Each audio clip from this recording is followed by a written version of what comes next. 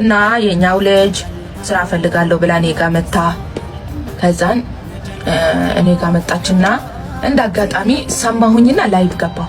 ላይቭ ገብቼ ወጥቼ መለስኩላትና ቲክቶክ አላከችልኝ 100 ምናምን ሺህ ፎሎወር አላት። ከዛን በቃ እሺ እንዳው ንግድ ጀምራ ምናምን አቁማለች መሰለኝና ከዛን እሺ ብያት ምን ብዬ ተነጋግረን ስልክ ቁጥሯን ተለዋውጠን ምናምን ስንት ሰዓት መሰላችሁ ያወራ ነው? በዱባይ አቆጣጠር 10 ሰዓት ተኩል 4 ሰዓት ተኩል ማለት ነው 4 ሰዓት ተኩል። ከዛን ልጅቷ ማታ ሞተች አልተባልኩ እንዴት ክው እንዳልኩኝ ልነግራችሁ አልችልም። ማታ ጥሪ ነበረኝ ሂጄ እመቤቴን ነው የምላችሁ ራሴን እያመመኝ ነው ያደርኩት። ራሴን እያመመኝ ነው ያደርኩት። እመቤቴን የምሬን ነው የምላችሁ ራሴን እያመመኝ እንዴት ብዬ ልንገራችሁ። በቃ ደግሞ እኮ በዱባይ አቆጣጠር 4 ሰዓት ከ30 ደቂቃ ነው እኔ ጋር ያወራችሁ። ስራ ፈልጋለሁ፣ ሰላም ነው ድምጿ ምናምን የተለየ ነገር የለውም ምናምን እና እንደዚህ ነው ሲባል ማንናት ምናምን እኔ ደግሞ በስም ሰው አለኝም በነገራችን ላይ እንትን ላይ ማለት ነው። ከዛ እንትና እኮ ሞተች ከ9ኛ ፎቅ ላይ እንትን ብላ ምናምን ገብቻ ያለው እሷ ናት። እንዴት ክው እንዳልኩኝ መቤቴ የምሬ ነው የምላችሁ እንዴት ክው እንዳልኩኝ ልነግራችሁ አልችልም። በጣም ነው ራሴን ያመመኝ ማታ። በቃ የሆነ አለ አይደለ ማቃታ ያክል ነው የተሰማኝ ማለት ነውና ብቻ በምንም አይነት ማዕበል ውስጥ ሆናችሁም ይሁን ችግር ውስጥም ልትሆኑ ትችላላችሁ። እኔ ማለት ነው ማርያምን ሰው ፊቱን አዙሮብኝ ቸግሮኛ ጥቼ እናም ደግሞ ሰው አጠገቤ በሌለበት ሰዓት ራሴን እንኳን ለማጥፋት እንደውም ይፈረድብኝ እስከማይመስለኝ ጊዜ ነበረ ሰዓት ማለት ነው። ግን አልፎ ዛሬን አይቻለሁ። ሁሌ የራሴን ታሪክ የምነግራችሁ ብዙ ሰዎች ልመጻደቅባችሁ ነው የሚመስላችሁ። እንድትማሩበት ነው የምፈልገው። እንድትማሩበት ማግኘትም እንዳለ ማጣት አለ፣ ማጣትም እንዳለ ማግኘት እንዳለ ነው እንድትማሩበት ስለምፈልግ ብቻ ነው ሁሌ ስለ ራሴ ታሪክ ስለ ምንም ታሪክ የማወራችሁ። ገባችሁ አይደለ? ህይወት የጨለመችብኝ መስሎኝ የተገለባበጠች መስሎኝ በጣም ብዙ የተሰቃየው አጥንቱኝ የሄድኩበት ጊዜያቶች ነበሩ። እንድትማሩበት ስለምፈልግ ነው።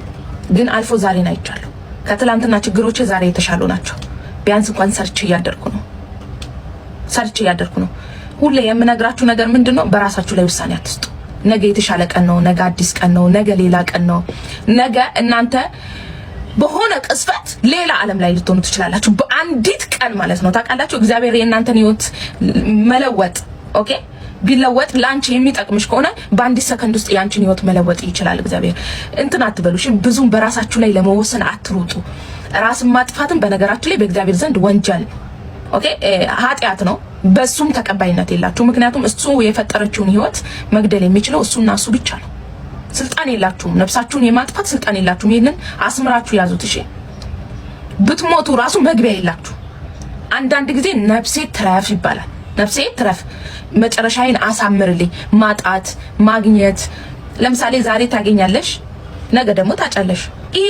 ይሄ ላይፍ ነው። ይሄ እዚች ምድር ላይ ያለችው ህይወት ናት። በቃ ይሄንን አምነሽ መቀበል አለብሽ። ወደድሽም ጠላሽም ማለት ነው።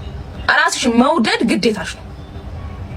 ኔቨር በራሳችሁ ላይ ውሳኔ አትስጡ። መስጠትም አትችሉ። ከሰጣችሁም ደግሞ ነፍሳችሁን አታሳርፉ። ማረፍ የለም። ስትሞቱ እዛ የምታርፉ መስሏችሁ ነው? የለም። እዛ ሂጅ አርፋለሁ እንደዚህ ነው? የለም። መልስሽ ምን ይሁን? ለአምላክሽ የምትመልሺው መልስ አለሽ።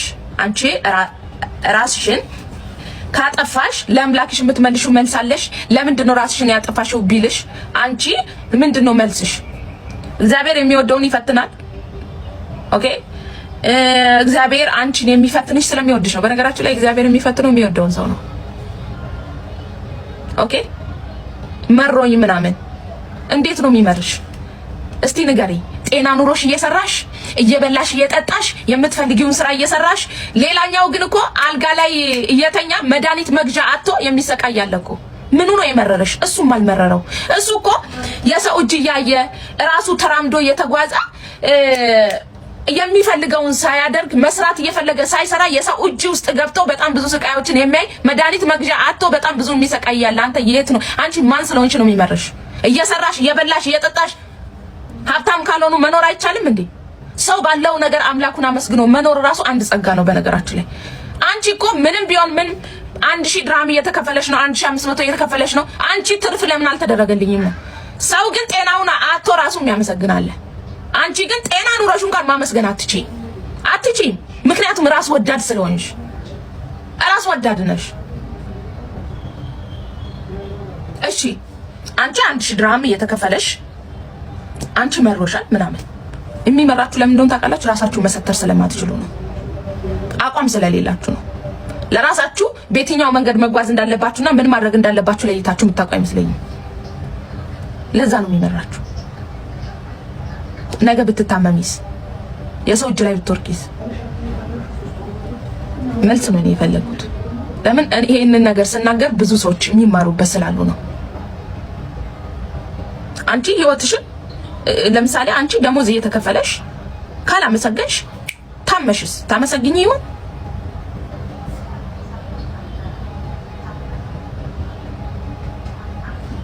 ነገ ብትታመሚስ፣ ጤናሽን ብታጭስ ነገ የሰው እጅ ላይ ወደቅሽ ማለት አይደለም። ባለን ነገሮች አመስጋኝ ሆነን ስንኖር ጥሩ ነው። ሁሌ እኔ እግዚአብሔር ይመስገን ቤቴ ምንም ጎሎብኝ አያውቅም። ክብሩ ይስፋ ለመድኃኒዓለም ስል ቤቴ ጎዶሎ የለም ማለት አይደለም። ባለኝ ነገርም ስለምደሰት ነው እንጂ ሰው ነን እኮ የሰው ፍላጎት እኮ ያልቅ በጣም ብዙ ነው የሚያምረን። ይሄ አንድ ስናገኝ አንድ ስናገኝ አንዱ ሲያገኝ ደግሞ አንድ ገባችሁ?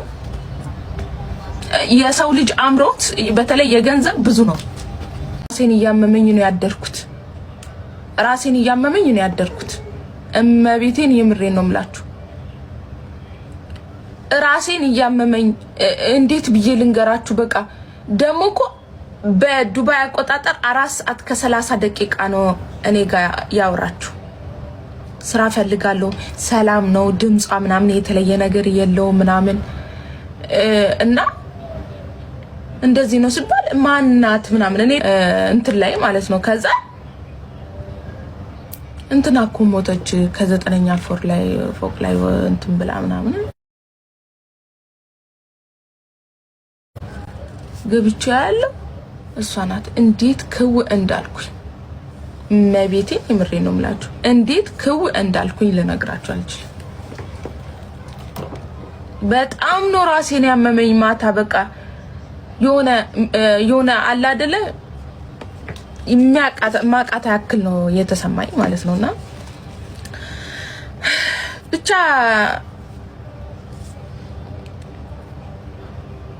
በምንም አይነት ማዕበል ውስጥ ሆናችሁም ይሁን ችግር ውስጥም ልትሆኑ ትችላላችሁ።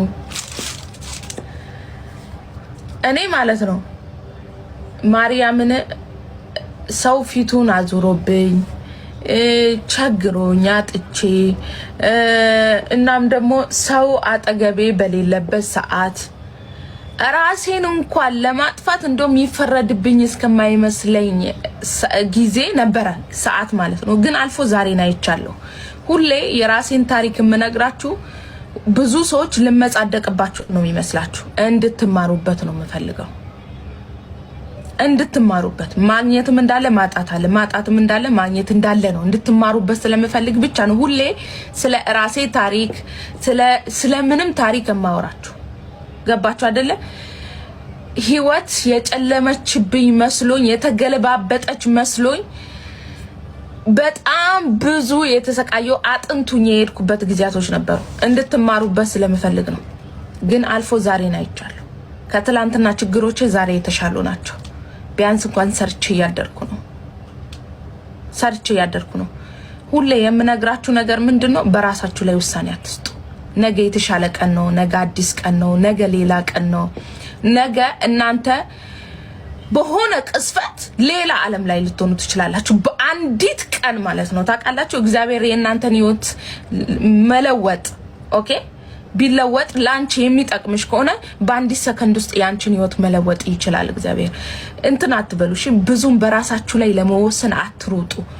ራስን ማጥፋትም በነገራችሁ ላይ በእግዚአብሔር ዘንድ ወንጀል ነው። ኦኬ ኃጢአት ነው። በሱም ተቀባይነት የላችሁ። ምክንያቱም እሱ የፈጠረችውን ህይወት መግደል የሚችለው እሱና እሱ ብቻ ነው።